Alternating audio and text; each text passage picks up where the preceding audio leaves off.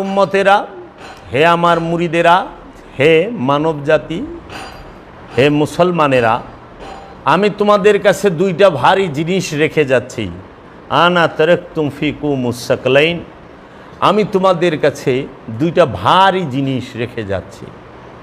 একটি হচ্ছে কিতাব আল্লাহি, আল্লাহর কিতাব, ফিহিন নূর, এটার মধ্যে আল্লাহর নূর, কিতাবের মধ্যে আছে আল্লাহর নূর।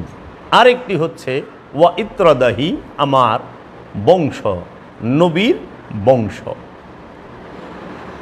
আমার বংশকে, আমার আহলে বাইতকে যদি শক্ত করে ধরতে পারো আর রবের কিতাবকে শক্তভাবে ধরতে পারো, জীবন। মুর্শিদ।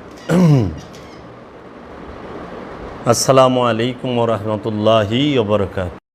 আজকে 18ই জিলহজ, এই মহাপবিত্র ঈদে গাদিরে খুম উপলক্ষে আমি সকল রসুল প্রেমিক, অলি প্রেমিক এবং আওলাদ রসুল প্রেমিকদেরকে জানাচ্ছি ঈদ মুবারক।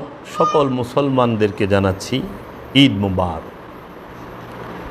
আজকে ঈদে গাদির মাওলার অভিষেক দিবস, মাওলায়াত দিবস, মাওলার অভিষেকের দিন।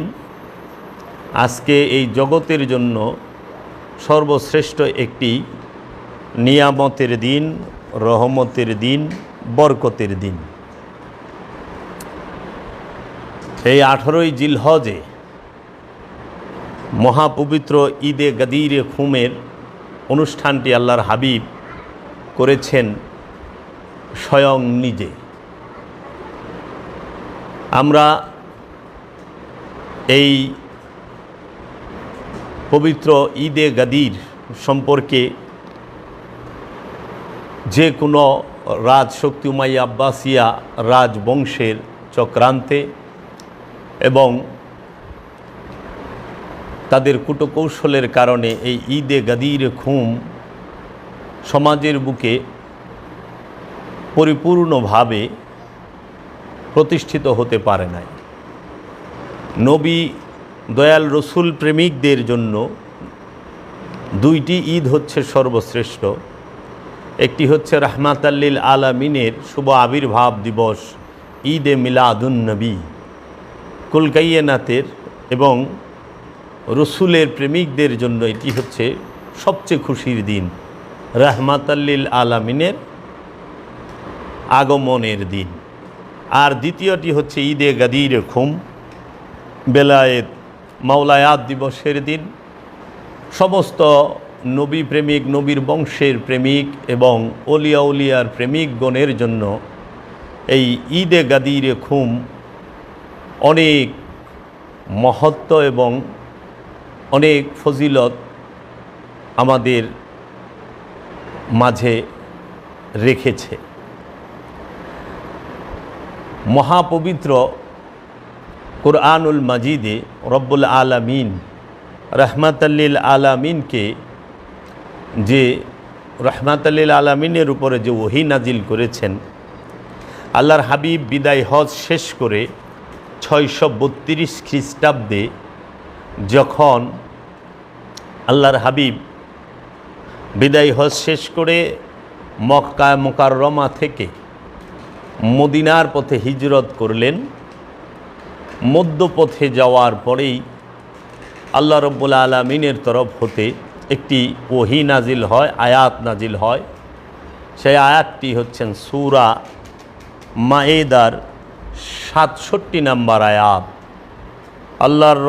আল্লাহ রব্বুল আলামিন রাহমাতাল্লিল আলামিনকে উদ্দেশ্য করে বলেছেন, ইয়া আইয়ুহার রসুল বাল্লিগ মা উনজিলা ইলাইকা মির রব্বিকা, হে রসুল, আপনার রব হইতে আপনার নিকট যাহা নাজেল করা হয়েছে আপনি তাহা প্রচার করুন।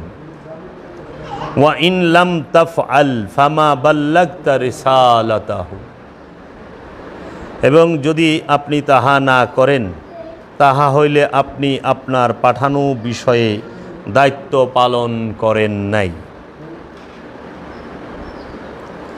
ওয়াল্লাহু ইয়াসিমুকা মিনান নাসে, এবং আল্লাহ মানুষদের হইতে আপনাকে রক্ষা করিবেন। ইন্নাল্লাহা লা ইয়াহদিল কওমিল কাফিরিন, নিশ্চয় আল্লাহ কাফির কওমদের হেদায়েত করেন না। এই আয়াতটি যখন নাজিল হয়, হে রসুল, আপনার রব হইতে আপনার নিকট যাহা নাজিল করা হয়েছে আপনি তাহা প্রচার করুন, এবং যদি আপনি তাহা না করেন তাহা হইলে আপনি আপনার পাঠানো বিষয়ে দায়িত্ব পালন করেন নাই।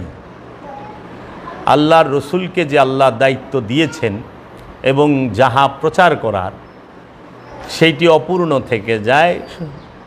এই ওহী নাজিল হওয়ার পরে আল্লাহর হাবিব রাহমাতাল্লিল আলামিন তিনি মদিনার উদ্দেশ্যে ছিলেন 18ই জিলহজে। ঠিক এই সময়টাই আসরের পরের যে সময়টি, এই সময়ে গাদির এই খুম নামক স্থানে, খুম মানে হলো জলাশয়, এই খুম নামক স্থানে সবাই জমা হয় গাদির। আল্লাহর হাবিব 1,29,000 সাহাবাকে নিয়ে বিদায় হজের পরে মক্কা মুকাররমা থেকে মদিনার উদ্দেশ্যে গমন করতেছিলেন।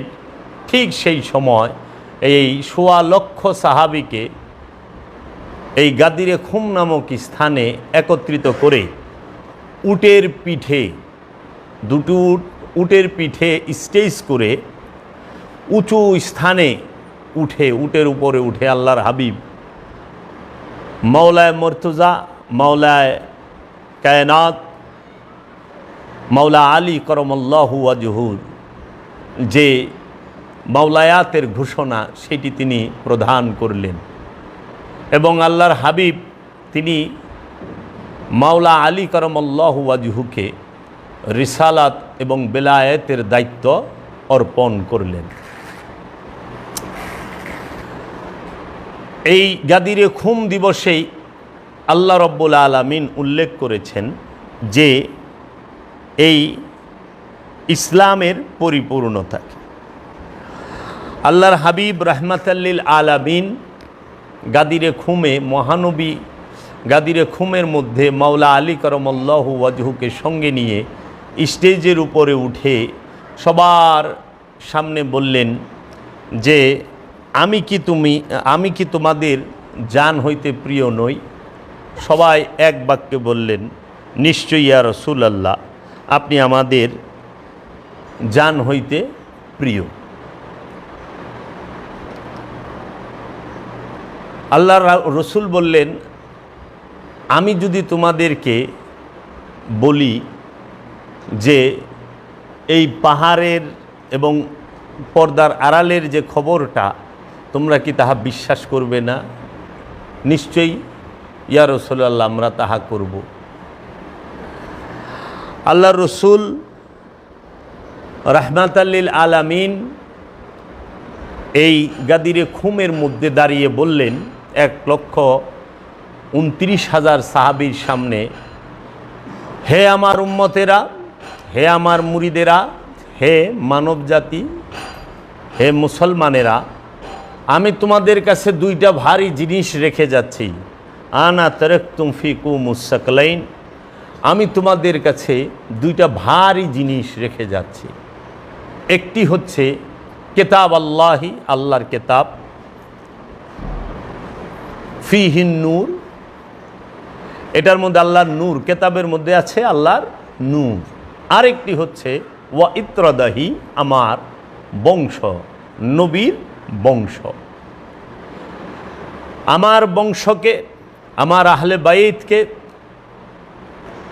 যদি শক্ত করে ধরতে পারো আর রবের কিতাবকে শক্তভাবে ধরতে পারো, জীবনে কখনো পথভ্রষ্ট হবে না, গুমরা হবে না, বিপথগামী হবে না।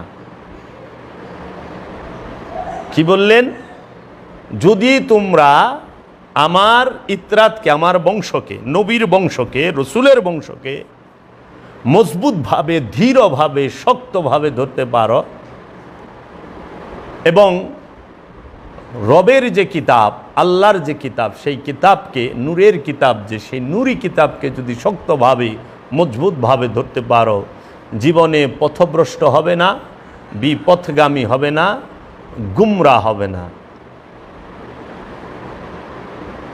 এই কথা বলার পরেই আল্লাহর রসুল বললেন যে আজ আমি তোমাদের মাঝে ঘোষণা করতেছি যে এই আলীর মূল্য আমার কাছে ঠিক সেই রকম যেই রকম দেহের মধ্যে মাথার মূল্য। আলীর মূল্য আমার কাছে ঠিক সেই রকম যেই রকম এই দেহের মাঝে প্রাণের মূল্য। আমি আর আলী একই নূরের দুটি টুকরা। এই পৃথিবীতে এবং আখেরাতে আলী হচ্ছে আমার ভাই।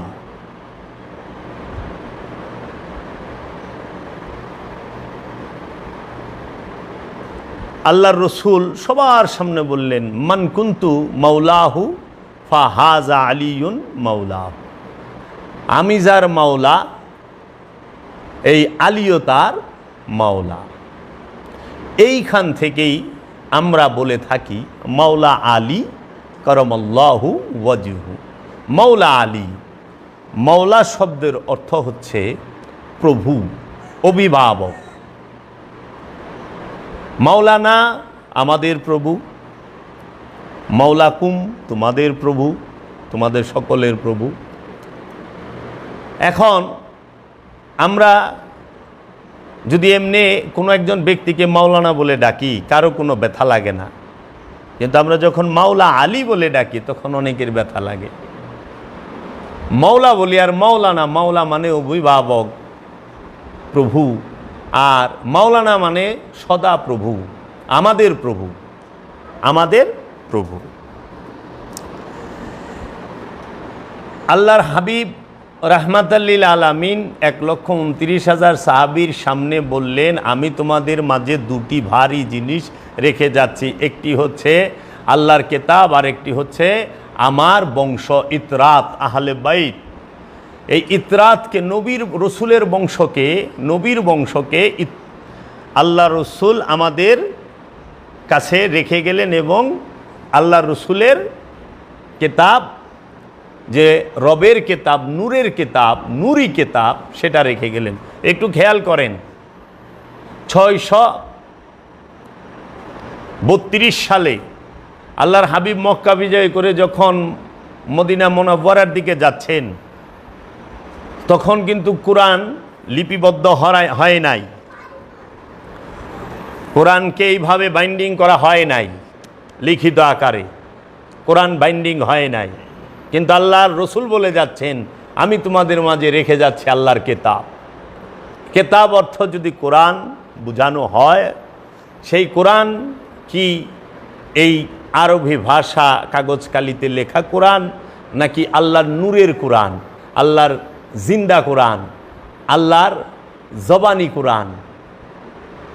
আল্লাহর রসুল যখন বলতেছে গাদিরে ঘুমের মধ্যে, আমি তোমাদের কাছে দুইটা ভারী জিনিস রেখে যাচ্ছি, একটি আল্লাহর কিতাব মানে কোরআন, আরেকটি হচ্ছে নবীর ইতরাত মানে বংশ। একটু খেয়াল করেন, আল্লাহ রসুলের ইন্তেকালের 16 বৎসর পরে, 16 থেকে 20 বৎসর পরে কোরআন লিপিবদ্ধ হয়, কোরআনুল মাজিদ। আর আল্লাহর রসুলের উফাতের প্রায় 300 বছর পরে হাদিস লেখা হয়। তারপর হইল অন্য অন্য এজমা কিয়াসের কিতাবগুলো। আল্লাহর রসুল ইন্তেকাল করেন, ওফাত করেন, পর্দা গ্রহণ করেন 632 সালে। আর ইমাম বুখারী রাহিমাহুল্লাহর জন্ম হয় 810 সালে। বিশাল গ্যাপ। আল্লাহ রসুল বলে যাচ্ছেন, আমি আমার বংশ এবং আল্লাহর কিতাব রেখে যাচ্ছি। কিন্তু উমাইয়া আব্বাসিয়াদের চক্রান্তে তাহারা কি করলেন, লিখে দিলেন যে আমি তোমাদের কাছে দুটি জিনিস রেখে যাচ্ছি, একটি কিতাব আল্লাহি ওয়া সুন্নাতিহি নবীর সুন্নাত। নবীর সুন্নাত, তাহলে কথা তিনটা হয়ে গেল না? রসুল বললেন, আল্লাহ রসুল বললেন কোরআন আর কেতাব, কেতাব আর ইতরাত। আর সমাজে রটানো হলো কেতাব আর সুন্নাত, ইতরাত বাদ দা দিল। এটা কে দিল বাদ? এই উমাইয়া আব্বাসিয়া রাজবংশ, যারা আল্লাহর রসুলের ইতরাতদেরকে, বংশধরকে নির্মমভাবে হত্যা করেছে, তাহারা দিয়েছে। যারা শক্তির পূজা করেছেন, যারা ক্ষমতার পূজা করেছেন এবং যারা সম্পদের পূজা করেছেন, তাহারাই আল্লাহর রসুলের বংশকে নির্মমভাবে হত্যা করেছে। মাওলা আলী করমাল্লাহু ওয়াজহু, তিনি নাতিকুল কোরআন, জিন্দা কোরআন। এই মাওলা আলী আলাইহিস সালাতু ওয়াস সালাম, তিনি মহানবীর খলিফা, একমাত্র খলিফা। মহানবী মাওলা আলী সম্পর্কে বলেছেন, আনা মদিনাতুল ইলমি আলী বাবাহা, আমি হচ্ছি এলেমের শহর, এই আলী হল সেই শহরের দরজা। মাওলা আলী সম্পর্কে আল্লাহর হাবিব বলেছেন, জিক্র আলীউন ইবাদত, আন জিক্র আলীউন ইবাদত। মাওলা আলীর জিকিরই ইবাদত, আলীর চেহারা দেখাও ইবাদত। হাদিসুল বশির, হরফে জাল এবং অসংখ্য যে হাদিসের কিতাব আছেন, হাদিসুল বশির, হরফে জাল, তৃতীয় অধ্যায় 695 পৃষ্ঠা এই হাদিস, 4332 নম্বর হাদিস। আন নজরু ইলা আলিউন ইবাদত, মাওলা আলীর দিকে তাকানোও ইবাদত। মাওলা আলীর দিকে তাকানোটাও ইবাদত। আন নজরু ইলা আলিউন ইবাদত, আলীর দিকে তাকানো ইবাদত। মাওলা আলী আল্লাহর মাহবুব। একদিন রসুল সাল্লাল্লাহু আলাইহি ওয়াসাল্লামের কাছে পাখির গোশত বোনা এসেছে। তখন রসুল সাল্লাল্লাহু আলাইহি ওয়াসাল্লাম বলেছেন যে, আল্লাহ তোমার প্রিয় যে ব্যক্তি, তুমি তাকেই পাঠাও, আমি যেন তাকে নিয়েই খাই এই পাখির গোশত ভুনা। তখন সেইখানে মাওলা আলী উপস্থিত। আল্লাহর হাবিব বলতেছে, হে আমার রব, আল্লাহর হাবিবের কাছে কিছু পাখির গোশত বোনা এসেছেন খাবারের জন্য। তা আল্লাহর হাবিব ফরিয়াদ করতেছে যে, রব্বুল আলামিন, আপনার কাছে সবচেয়ে প্রিয় যে ব্যক্তি, আপনি তাকেই আমার কাছে পাঠান, আমি তাকে নিয়ে খাবার খাই। সেইখানে মাওলা আলী করমাল্লাহু ওয়াজহু উপস্থিত। মেশকাত ও তিরমিজি শরীফের মধ্যে এই কথাটি আছে। মাওলা আলী আলাইহিস সালাতু ওয়াস সালাম, তিনি সৈয়দুল আরব। মাওলা আলী হচ্ছেন সরদারে ওলি, আলী সৈয়দুল আরব, কাতিবুল কুফার, আলিউন আলামুন্নাস বিসুন্না। রসুলের তরিকার সবচেয়ে বেশি যে জানে তিনি হচ্ছেন মাওলা আলী আলাইহিস সালাতু ওয়াস সালাম। আল্লাহর রসুলের আধ্যাত্ম রাজ্য সবচেয়ে বেশি এলেম যার কাছে, তিনি হচ্ছেন মাওলা আলী। পৃথিবীর বুকে মাওলা আলী আলাইহিস সালাতু ওয়াস সালামের চেয়ে বেশি সময় আল্লাহর রসুলের সাথে কেউ কাটায় নাই। আল্লাহর রসুলের সাথে মাওলা আলী করমাল্লাহু ওয়াজহু, তিনি 33 বৎসর সময় মাওলা আলী করমাল্লাহু ওয়াজহু রসুলের সাথে কাটিয়েছেন। দ্বিতীয় বেশি সময় কাটিয়েছেন সাইয়েদেনা মা খাদিজাতুল কুবরা, 27 বৎসর। তারপরে অন্যরা। এই মাওলা আলীর অভিষেক দিবস এই আজ, এই ঈদে গাদির খুম। মাওলা আলী সম্পর্কে মহানবী স্পষ্টভাবে বলেছেন, আমাদের সমাজ কেন সালাতু আসসালামকে যদি এই গাদিরে খুম সম্পর্কে আপনি যদি জিজ্ঞেস করেন, অনেক অনেক কথা বলবে যে কোথায় পাইলেন, দলিল কই। এই হাদিস কোরআনের আয়াত দেখানোর পরেও তাহারা অনেক যুক্তি দাঁড় করায়। কিন্তু আপনারা একটু দেখেন তো, আল্লাহ রসুল যখন বললেন আমি আল্লাহর কেতাব রেখা যাইতেছি যার মধ্যে আছে নূর, তখন কোনো বাইন্ডিং করা বই আছে কিনা? আছে মাওলা আলী, আছে আল্লাহ রসুলের প্রেমিকগণ। সমস্ত সাহাবারা মাওলা আলীর হাতে হাত দিয়ে বায়াত গ্রহণ করলেন রসুলের সামনে। রসুল সবার সামনে মাওলা আলীকে হাত ধরে উঁচু করে বললেন, মান কুনতু মাওলাহু ফা হাজা আলিউন মাওলা, আমি যার মাওলাই আলীও তার মাওলা। সবাই মাওলা আলীর কাছে আইসা বায়াত গ্রহণ করলেন। সেটা কিসের বায়াত?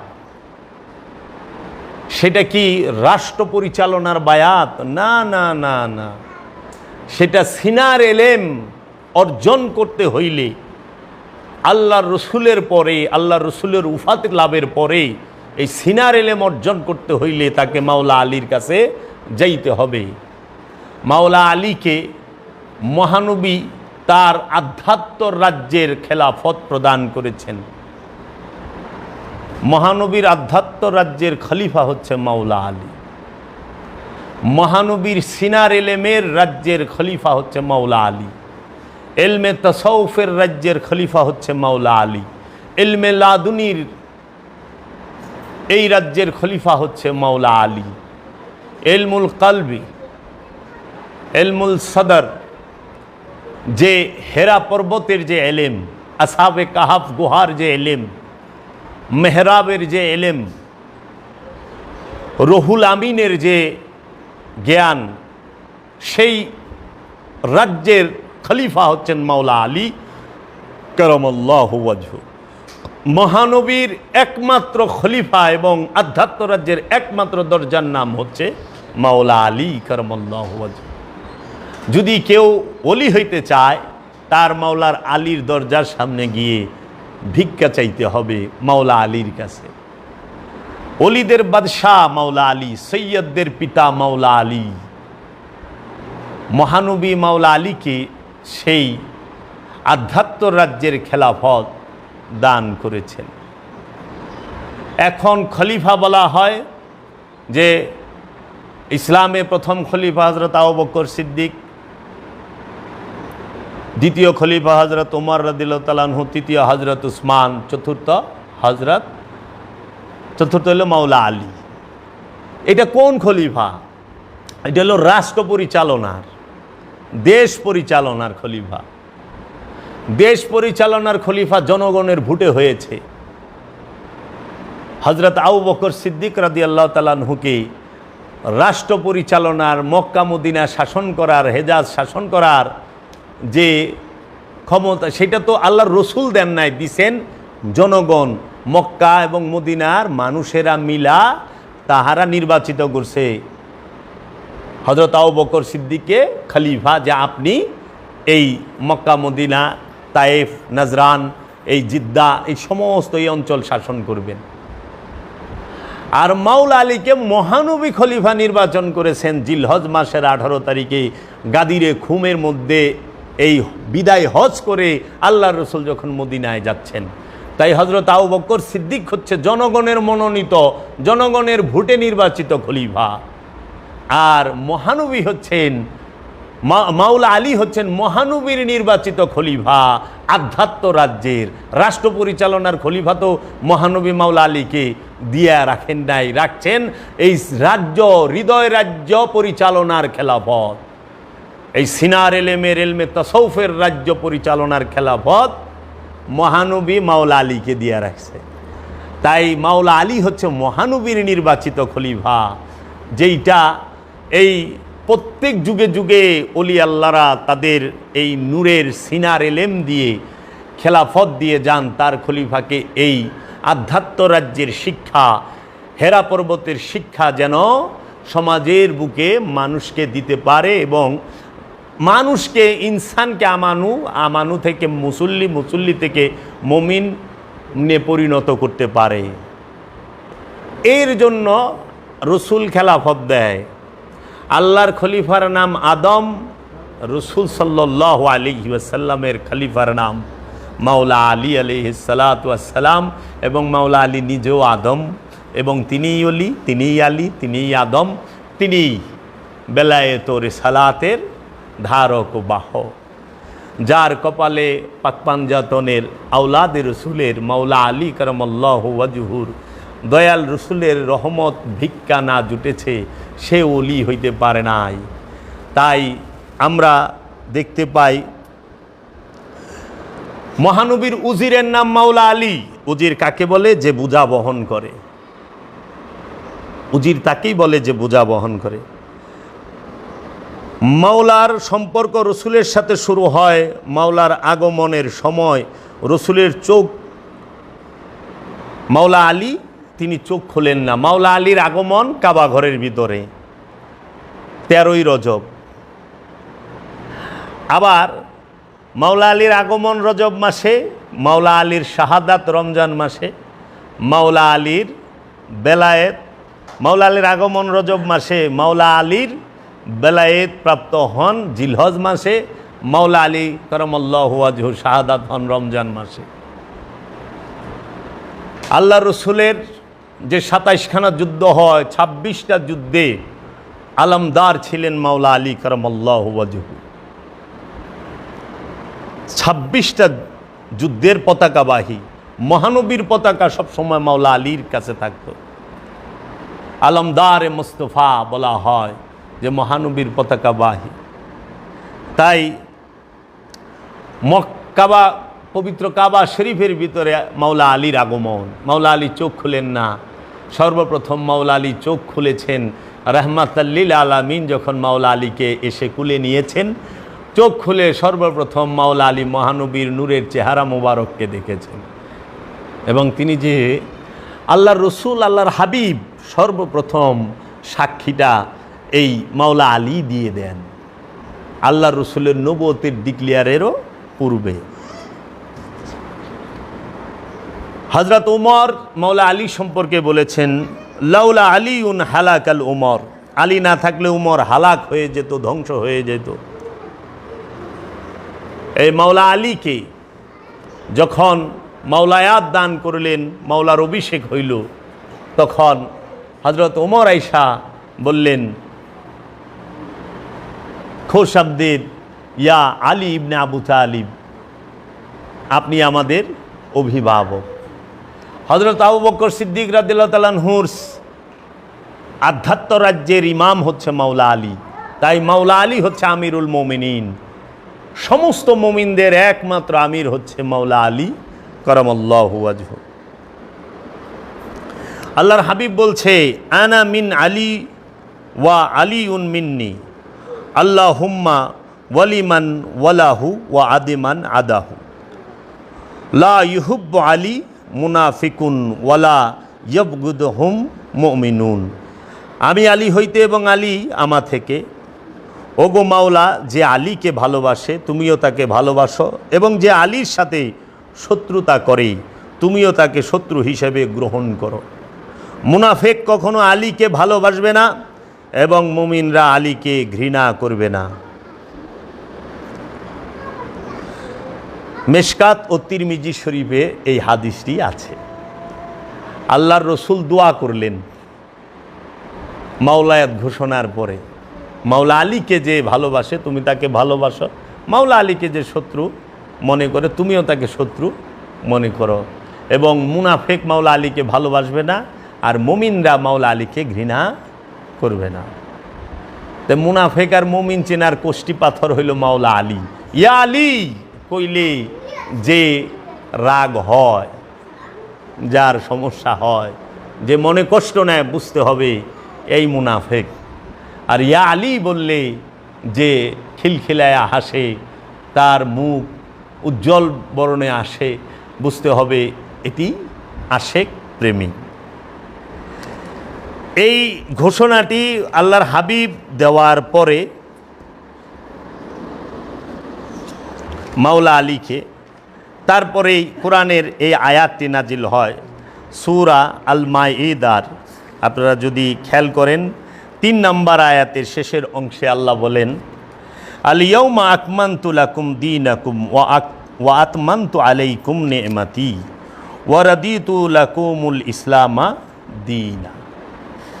আজ আমি তোমাদের দ্বীনকে পরিপূর্ণ করে দিলাম এবং তোমাদের উপর আমার নিয়ামতকে পরিপূর্ণ করিয়া দিলাম এবং তোমাদের জন্য ইসলামকে দ্বীন হিসাবে পছন্দ করিলাম। এই গাদিরে খুমে মাওলায়াত ঘোষণার পরেই আল্লাহ বলছেন, আজ তোমাদের দ্বীনকে আমি পরিপূর্ণ করিয়া দিলাম এবং আমি ইসলামকে দ্বীন হিসাবে পছন্দ করিলাম।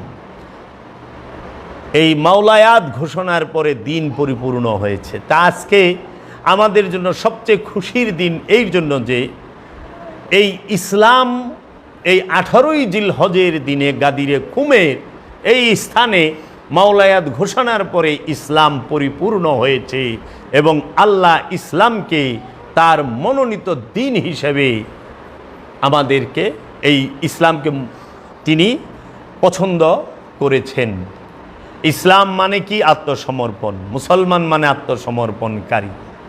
তো আমাদের অনেকগুলো খুশির দিন আজকে। এক হচ্ছে মাওলা আলীর অভিষেক দিবস, আরেক হচ্ছে এই দিনের পরিপূর্ণতার দিবস এবং আজকেই ইসলামকে আল্লাহ দিন হিসাবে পছন্দ করে নিলেন। ইসলামের পরিপূর্ণতার দিনকেই বলা হয় ঈদে গাদির 18ই জিলহজ। আপনি মানলে মানতেও পারেন, নাও মানতে পারেন। আপনি না মানলেও কিছু আসবে যাবে না, মানলেও কিছু আসবে যাবে না, কারণ আল্লাহ রাব্বুল আলামিন সূরা আলে ইমরানে বলে রেখেছেন, ইয়া আইয়ুহাল্লাযীনা আমানুত্তাকুল্লাহা হাক্কা তুকাতিহি ওয়া লা তামুতুন্না ইল্লা ওয়া আনতুম মুসলিমুন। হে আমানুরা, তোমরা আল্লাহকে ভয় করো ভয় করার মতো এবং তোমরা মুসলমান না হয়ে মারা যেও না। ইয়া আইয়ুহাল্লাযীনা আমানু দুখুলু ফিস সিলমি কাফাতান। হে আমানুগণ, তোমরা পরিপূর্ণ নিরাপত্তার ভিতরে প্রবেশ করো। যেই পর্যন্ত একজন মানুষ আল্লাহর রসুল মুহাম্মদ সাল্লাল্লাহু আলাইহি ওয়াসাল্লামের দিনের ভিতরে এবং মাওলা আলী পরিপূর্ণ নিরাপত্তা অর্জন করতে গেলে এই গাদিরে খুম আমাদের ভালোবাসতেই হবে। তাই আমরা সবাই যেন ঈদে গাদিরকে মেনে নেই এবং যারা রসুল প্রেমিক, আওলাদের রসুল প্রেমিক, এবং ঈদে গাদির আমাদের কাছে খুবই তাৎপর্যপূর্ণ এবং মহত্ব। তাই আমাদের বাংলাদেশের একজন বিখ্যাত যিনি বাউল সম্রাট সরকার রশিদ সরকার সাহেব, তিনি একটি গান লিখেছেন, আমার কাছে খুব ভালো লিখেছে, যে সালাতু সালাম জানাই দয়াল নবীরে, মাওলার অভিষেক করে ঈদে গাদিরে, লাখো সালাম জানাই লাখো দরুদ জানাই দয়াল নবীরে, মাওলার অভিষেক করে ঈদে গাদিরে। আল্লাহর কোরআন নাজিল হওয়া শেষ হইল যে দিন, আল্লাহর কোরআন নাজিল হওয়া শেষ হইল যে দিন, মাওলার অভিষেক করে ঈদে গাদিরে। যেই দিন কোরআন নাজিল হওয়া শেষ সেই দিনই মাওলার অভিষেক আরম্ভ। তাই খুব সুন্দর লিখছেন। আমি সব সময় গানটা শুনি, আমার কাছে খুব ভালো লাগে।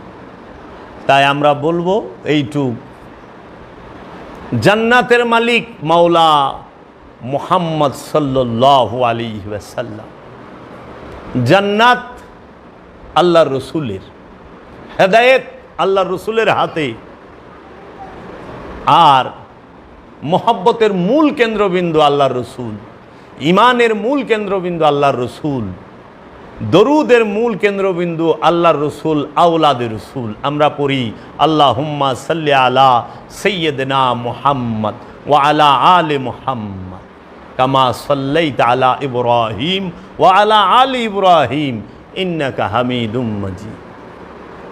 আমরা পড়ি না দরুদ আলে মুহাম্মদ রসুলের? তাই জান্নাত মাওলা আলীর বাবার, জান্নাত মা ফাতেমার বাবার, জান্নাত মাওলা হাসান হুসাইনের বাবার। তাই মাওলা হাসান হুসাইন আলাইহিস সালাতু ওয়াস সালাম, সাইয়েদেনা মা ফাতেমাতুজ জাহরা এবং মাওলা আলী কারামাল্লাহু ওয়াজহুকে বাদ দিয়ে যারা রসুলকে ভালোবাসতে চায় তাহারা বোকা স্বর্গে বাস করে। কারণ ইমান আনতে হবে রসুলের উপরে এবং আলে রসুলের উপরে, মহব্বত করতে হবে রসুলকে, আলে রসুলকে। ইবাদতের মধ্যেও রসুল এবং আলে রসুল। নামাজের মধ্যে যে দুরুদ পড়েন সেইখানে আওলাদ রসুলের উপরেও সালাম দেন না? তাইলে আওলাদ রসুলের সাথে দুশ্মনী করে এই এজিদ মুআবিয়ার বংশের সাথে থাইকা কার জান্নাতে যাবেন? মহানবীর জান্নাতে যাইতে পারবেন? মাওলা আল্লাহ রব্বুল আলামিনের সৃষ্টি জান্নাতে যাইতে পারবেন? জীবনও না। কারণ জান্নাত তো হুসাইন মাওলার বাবার, জান্নাত তো হুসাইন মাওলার নানার। তাই এই জান্নাতে যাইতে হলে এই জান্নাতের যুবকদের সর্দার মাওলা হাসান হুসাইন আলাইহিস সালাতু ওয়াস সালাম, হাউজে কাউসারের মালিক মহানবী মোহাম্মদ সাল্লাল্লাহু আলাইহি ওয়াসাল্লাম, সাকিয়ে কাউসার মাওলা আলী কারামাল্লাহু ওয়াজহু। হাউজে কাউসার পান করতে গেলে মাওলা আলীর ঘরে যাইতে হবে, মাওলা আলীর বংশের কাছে যাইতে হবে। আবার জান্নাতে যাইতে হলে মাওলা আলীর বংশের কাছে যাইতে হবে। তাই পৃথিবীর বুকে যত ওলি আল্লাহ এসেছেন সবাই আলী আলী করতে করতেই ওলি হয়েছে, ইয়া আলী ইয়া আলী ওলি হয়েছেন।